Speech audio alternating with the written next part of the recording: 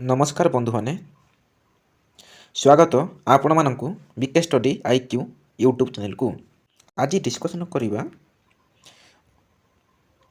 Odisha state pollution control board requirement 2024 आसी जाइए।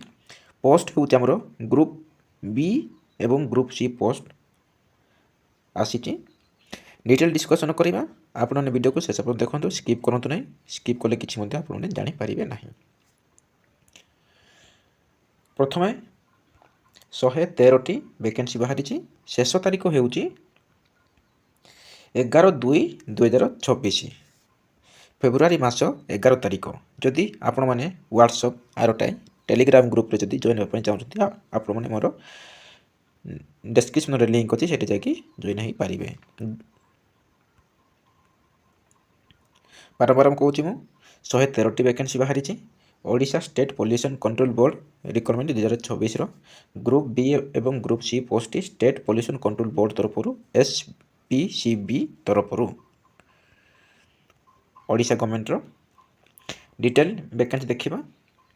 Post name एडे post name number of post तार सैलरी प्रथम आमर assistant environmental engineer group B post 25टी 44,900 ठारू 1,42,400 PM पर्यंत दरमा अच्छी।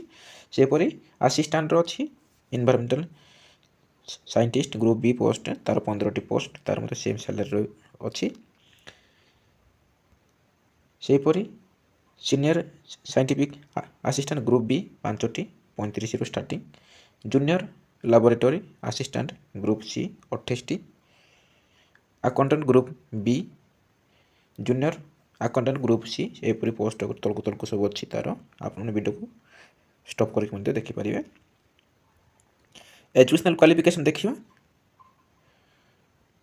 असिस्टेंट इन्वायरमेंटल इंजीनियर एटा मांगी बैचलर डिग्री। जो मैंने बैचलर डिग्री इंजीनियरिंग रे करथिबे टेक्नोलॉजी बा civil chemical computer science IT mining यही जगह सब करथिले एई पोस्ट को आवेदन करि परिबे।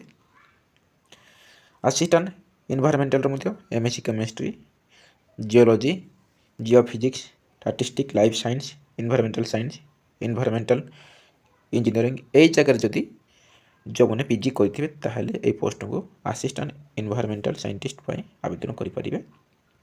नेक्स्ट पोस्ट हूँ सीनियर साइंटिफिक असिस्टेंट यहाँ MSc मांगी master of science in chemistry life science environmental science marine biology बोटानी zoology biotechnology micrology यही सब। अकाउंटेंट बीकॉम मांगी बैचलर ऑफ कॉमर्स मांगी। सेपरी जूनियर अकाउंटेंट बीकॉम मांगी। जूनियर असिस्टेंट ग्रेजुएशन मांगी सहित PGDCA कर दरकार। एनी ग्रेजुएशन जेकोसी आर्ट्स हो साइंस हो कॉमर्स हो जहाँ जगह। लास्ट पोस्ट हूँ assistant section officer graduation in any discipline जेकोसी with PGDCA 5 वर्ष एक्सपीरियंस थी दरकार। इन गवर्नमेंट हो कि PSU कॉर्पोरेशन जहाँ भी हो। एज लिमिट हूँ एज लिमिट 21 रु 42 पर्यंत होते आपण मैंने आवेदन करें। रिलैक्सेशन बयस अच्छी। एप्लिकेशन फी पूरा 0 रे does not specify any application fee free रे आवेदन करें। हाउ टू अप्लाई केमी आपने अप्लाई करेंगे ये तार वेबसाइट ये गूगल क्रोम को जाकि आपने क्लिक करें।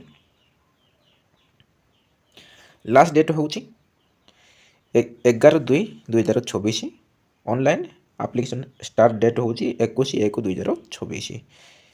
तार PDF मुझे देखा आपण मानक PDF टी ये तार PDF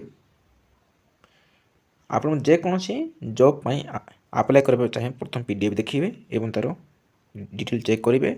एजुकेशनल क्वालिफिकेशन डिटेल देखिए तार योग्य इच्छुक अच्छो कि नहीं प्रथम देखिए। मुझे सब डिटेल डिस्कसन करी आपको बार बार कहूँ लास्ट डेट हूँ 11/2/2024 5टा PM सुधा।